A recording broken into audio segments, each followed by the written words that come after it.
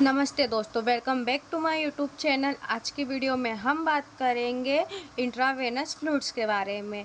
कब कौन सा आईवी फ्लूइड्स यूज़ होता है इस बारे में आइए हम जानते हैं। सबसे पहले हम बात करेंगे टाइप्स ऑफ इंट्रावेनस फ्लूइड्स। जो आईवी फ्लूइड्स होता है, जो डॉक्टर द्वारा हमें बॉटल लगाई जाती है, वो कितने टाइप की होती है। उसमें NS normal saline, DNS dextrose normal saline solution, D5, D10, D25, RL Ringer lactate saline solution, mannitol solution और आइसोलाइट सॉल्यूशन होते हैं। आइए इनके बारे में हम विस्तार में जानते हैं। सबसे पहले आता है एनएस नॉर्मल सलाइन सॉल्यूशन। इसका जो कंपोजिशन होता है वो 0.9% NaCl, मतलब उसमें सोडियम रहता है।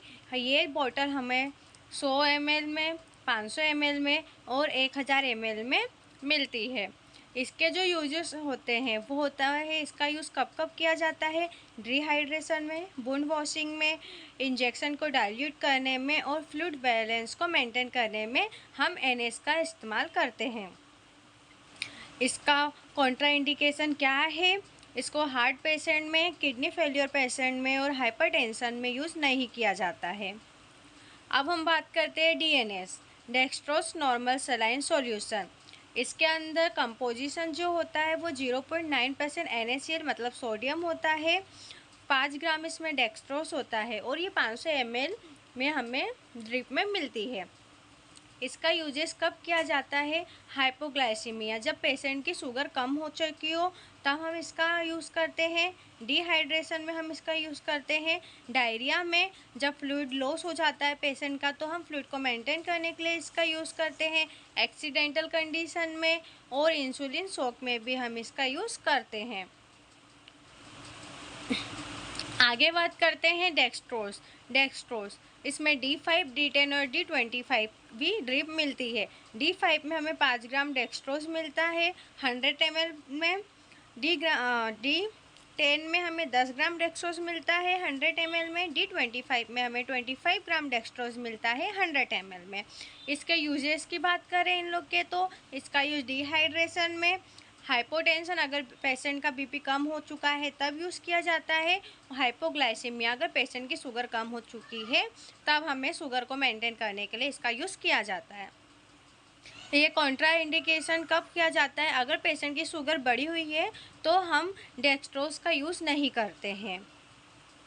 RL Ringer lactate saline solution. इसका जो कंपोजिशन होता है, it is mixture of electrolyte in which present. इसके अंदर जो इलेक्ट्रोलाइट्स का मिक्सचर होता है उसमें सोडियम क्लोराइड, पोटेशियम क्लोराइड और सोडियम लैक्टेट प्रेजेंट होता है। इसका यूज़ हम बहुत ज़्यादा डिहाइड्रेशन हो रहा है, अगर पेशेंट को उल्टी, नोजिया, वॉमिटिंग, मतलब वो डायरिया, ये सारी चीज़ें हो रही है, उसका फ्लूइड बहुत ज़्यादा लॉस हो चुका है तो हम उसमें यूज़ करते हैं।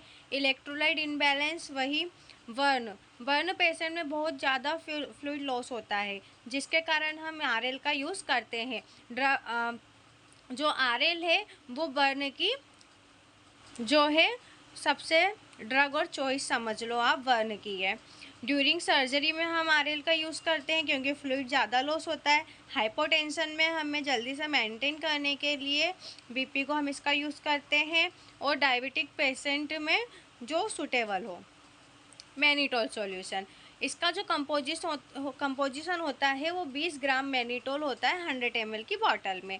इसका यूज़ हम यूरिन आउटपुट को बढ़ाने के लिए करते हैं, एक्यूट रीनल फेलियर में करते हैं, सेरेब्रल एडिमा में करते हैं, पैलर एडिमा में करते हैं और आईसीपी को इंट्रा क्रैनियल प्रेशर को इंक्रीज करने के लिए करते हैं।